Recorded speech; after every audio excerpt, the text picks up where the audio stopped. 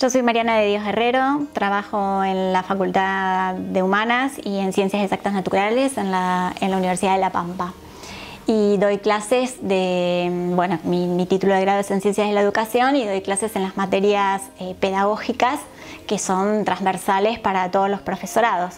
Y en mi formación de posgrado hice una carrera de filosofía, una maestría en filosofía y además doy algunos talleres de lectura y unos extracurriculares siempre dentro de la Universidad de La Pampa. Y también realizo investigación en el Instituto de Estudios de Género, en la Facultad de Humanas, desde hace varios años en investigaciones que tienen que ver con estudios de género especialmente. Bueno, podríamos decir que la mujer en el arte ha tenido un protagonismo que se ha ido dando con el tiempo. En principio podríamos decir que la mujer era vista como un objeto de contemplación y representando el símbolo de la pureza, de la maternidad, esto pensándolo siempre en nuestra cultura occidental. Y siempre bajo el canon masculino y del sistema patriarcal. Esto siguió durante, podríamos decir, siglos, hasta que en el siglo XX se da el cambio, o empieza, diríamos, el proceso de cambio, en el que la mujer pasa de ser ese objeto de contemplación a ser un sujeto creativo y crítico además. En este contexto aparece Frida Kahlo o Tarsila do Amaral en Brasil.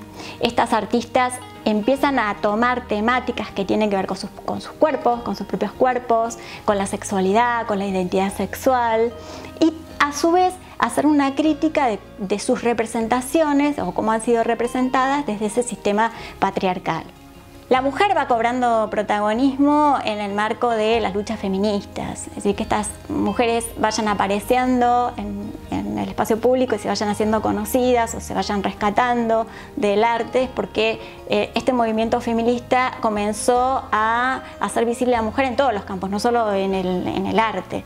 Y yendo más a lo contemporáneo, lo que sería el activismo feminista encuentra en el arte una herramienta para manifestarse, para mostrarse y para visibilizar estas luchas contra el patriarcado.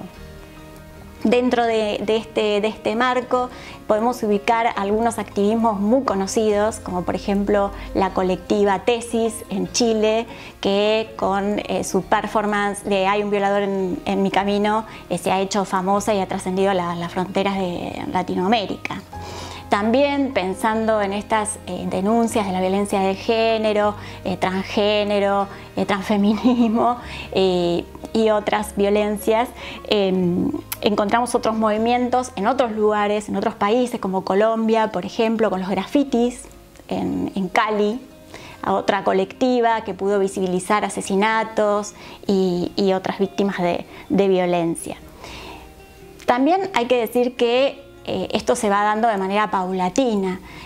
Yo menciono estas colectivas que son más contemporáneas, pero hay incluso artistas anteriores a esta época, como por ejemplo Mónica Mayer en México, que ya en los años 70, en 1978, ella presenta en una muestra un tendedero, que es también famoso. Ella toma este elemento que es utilizado por las mujeres para tender ropa y lo que hace es presentar como pequeños mensajes hablando de acoso sexual.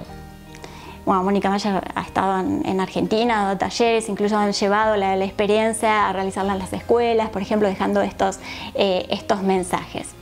Una experiencia parecida, ya más contemporánea, es la de Bordemos por la Paz, que es en Córdoba. En este caso, esta colectiva lo que hace es tomar un símbolo muy argentino, como son los pañuelos, tomándolo de las madres y las abuelas de Plaza de Mayo, y toman esos pañuelos y los bordan con, esta vez, no son tanto mensajes, sí, terminan siendo un mensaje, pero son descripciones de víctimas de violencia. Feminicidios, otra vez, transfemicidios y asesinatos, ¿no? Muertes violentas. Ellas lo que dicen es que ellas bordan un pañuelo por una víctima. Y lo que quieren hacer es contribuir a la memoria, es como un archivo para que no quede solamente el dato de estas muertes violentas en un dato estadístico que es algo frío, es un número, sino que pueda aparecer la persona que hay detrás de estas muertes. Siguiendo en esta línea de cómo se expresan los feminismos y los colectivos a través de performance o distintas herramientas artísticas, recién ejemplificábamos con la violencia de género, pero también en lo que fue la lucha por el aborto legal en la Argentina hubo varias expresiones artísticas, sobre todo callejeras, como bueno, entre el 2018 y el 2020 una muy conocida fue la que armaron las feministas periodistas, que tomaron como temática el cuento de la criada y lo llevaron ahí al Congreso para hacer la demanda del aborto seguro y legal. Bueno, lo que muestran estos feminismos, además de estas luchas que las llevan a la calle, también traen una perspectiva decolonial e interseccional, porque ponen en visibilización todo lo que ha sido y que ha sido ignorado, toda la producción artística de los pueblos originarios y los afrodescendientes. Es decir, que este arte, ¿no?, lo que hace es de alguna forma entrar en diálogo con bueno, estos movimientos sociales, como el ambientalismo, como el racismo, y este arte feminista va creciendo y va, como decíamos, atravesando las fronteras de lo que serían los muros de un museo para llegar a las calles, incluso ir un poco más allá con las redes sociales e ir bueno, logrando ser un verdadero motor de cambio social a través del arte, ¿no?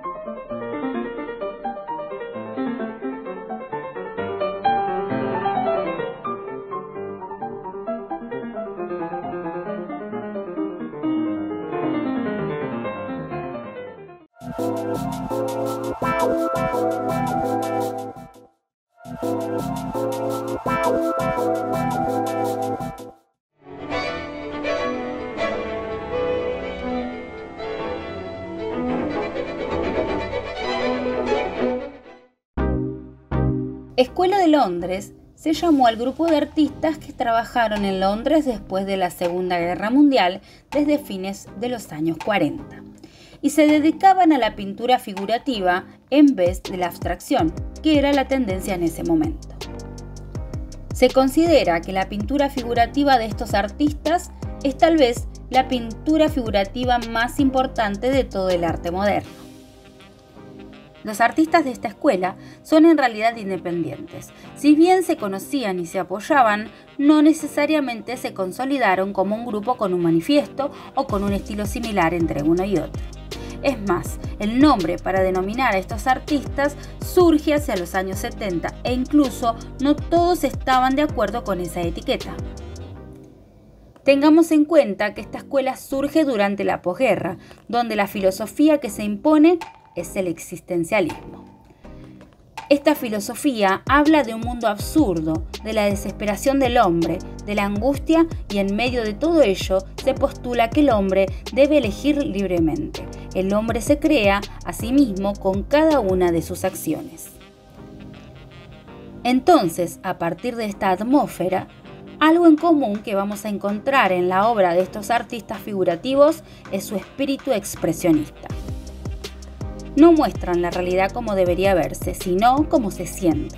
La superficie va a revelar la inquietud y la angustia que dominan todo lo que hay debajo de ella. Uno de los temas cruciales que estos pintores exploran y desarrollan es la figura humana. Cuerpos y rostros que conmueven exponiendo con crudeza y exageración su humanidad. No son necesariamente ni bonitos ni agradables, se ven reales, frágiles, aislados, sufrientes de soledad, y en sus rostros están las marcas de la angustia existencial.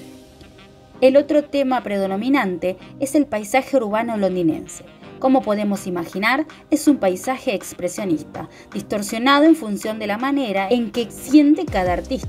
Por ello, vamos a encontrar paisajes que por lo general hablan de tiempos difíciles y desesperación. Yo creo que el arte es una forma también de educar, y en estas temáticas de perspectiva de género nos sirven como para llegar a distintos ámbitos, como por ejemplo el sistema educativo.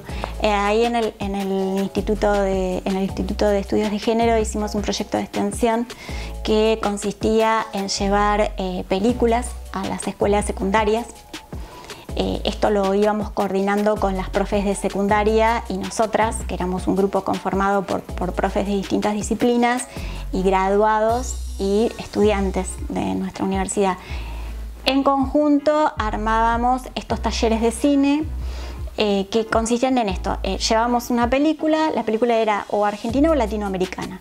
Podía ser una película, o podía ser una ficción, digamos, o podía ser un documental. Lo llevábamos a la escuela y ahí organizábamos talleres con los profes que consistían en ver esa película o ese documental y después hacer algún tipo de propuesta con los chicos y las chicas y generar algún tipo de producción para que quedara en las escuelas. Este trabajo, que estaba en lo que sería en el marco de un proyecto de extensión, pudimos después compilarlo y llevarlo a un libro sobre sexualidad y empoderamiento. Es decir, que el arte de alguna manera contribuye a poder transversalizar la ESI, por ejemplo, que a los profes, a las profes les cuesta mucho a veces llevarlo a la escuela, y el arte es como una forma, en este caso era el cine, digamos, una manera de llegar indirectamente, pero a su vez con mucha profundidad, ¿no? Y sobre todo a poder sensibilizar en estas temáticas a los chicos, a las chicas y también a los profes y a las profes.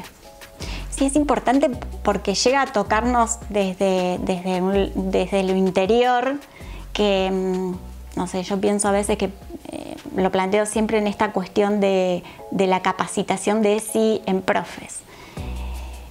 Yo he encontrado que en mis trabajos de investigación que quienes están involucrados en la tarea de llevar la ESI a la escuela son profes que sí, que se han ido formando, pero por una sensibilización, no por haber hecho tal o cual curso, sino porque han estado en estos espacios de construcción colectiva, en estos espacios de compartir, de hacer con los otros y las otras.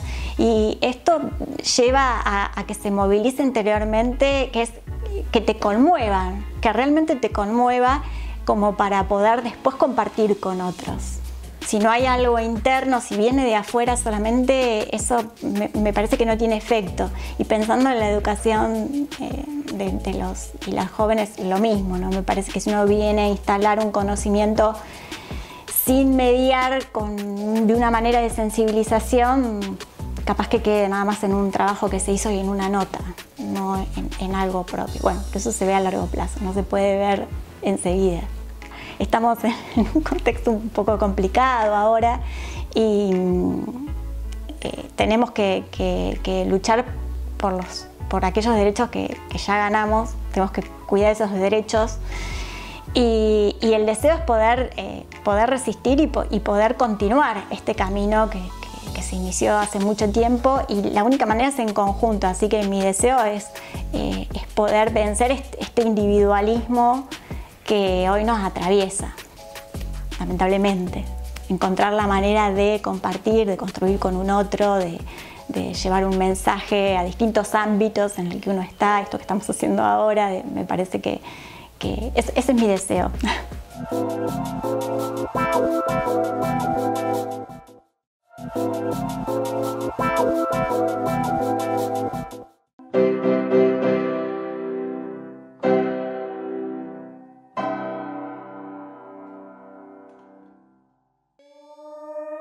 Nipple Sampler es un trabajo experimental acerca del cuerpo y sus realidades, elaborado completamente de forma artesanal con diferentes técnicas de tejido. La artista y diseñadora Sally Hewitt se vale de hilos y telas con tonalidades similares a las distintas etnias del cuerpo humano para recrear formas y tamaños.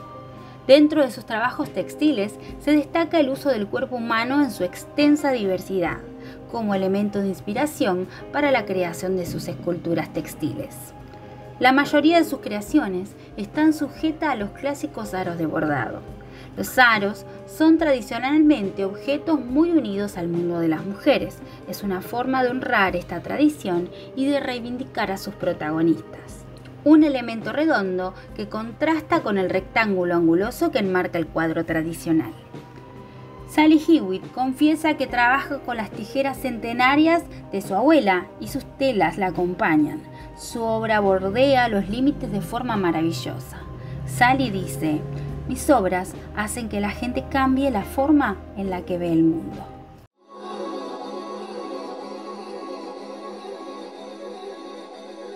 Hoy vamos a hablar del problema del otro diferente.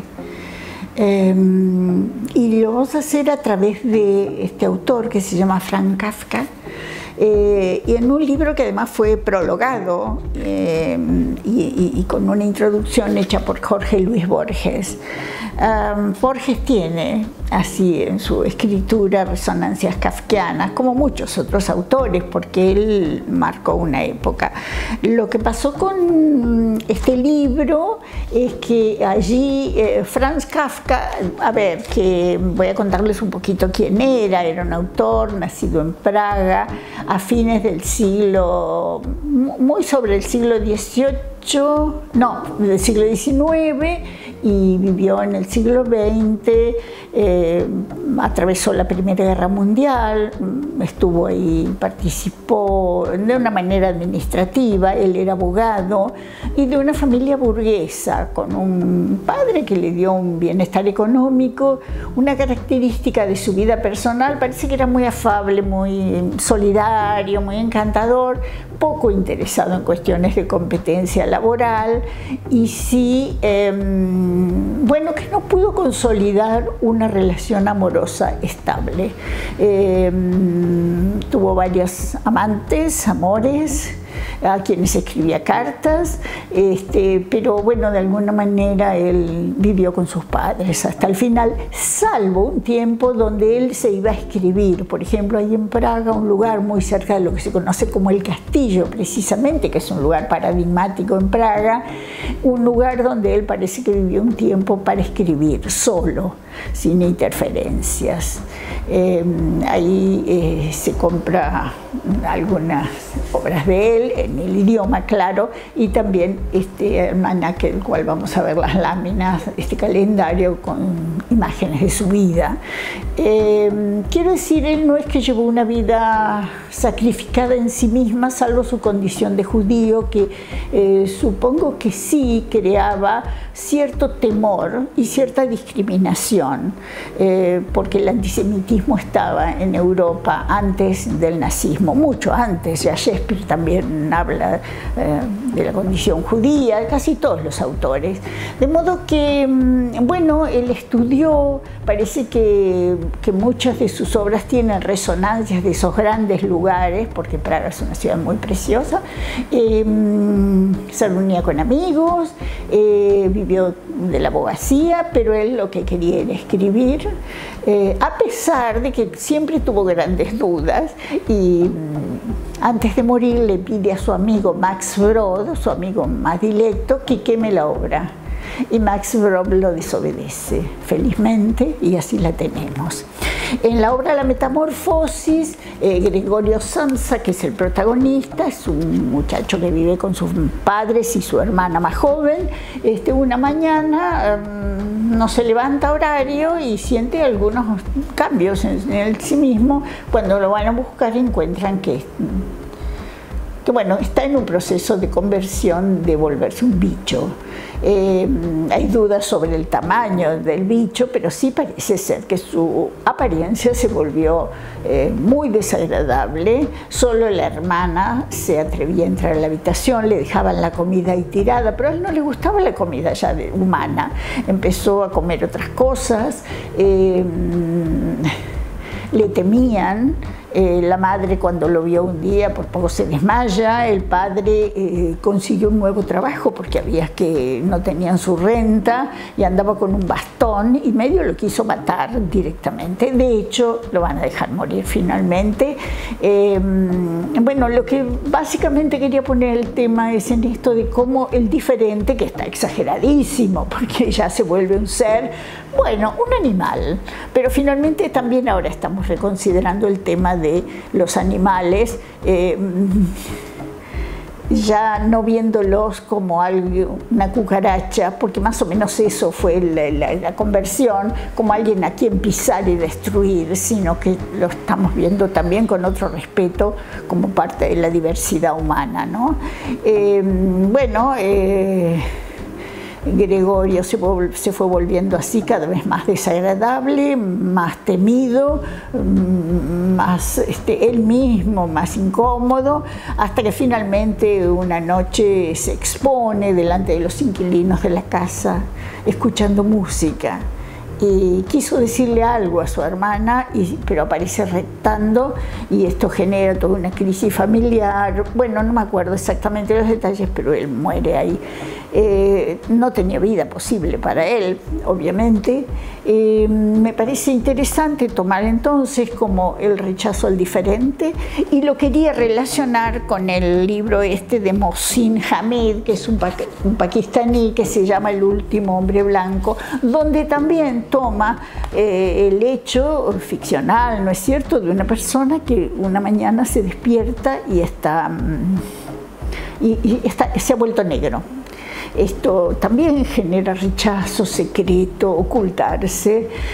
Y bueno, en esa nueva condición explora también qué le pasa a los demás con él. Y todo cambia. Bueno, creo que se trata de explorar la empatía hacia los diferentes, qué nos pasa, qué hacemos con eso, sobre todo en un momento donde estas antinomias entre ellos y nosotros se están exacerbando. Lo vamos a retomar igual en la segunda parte.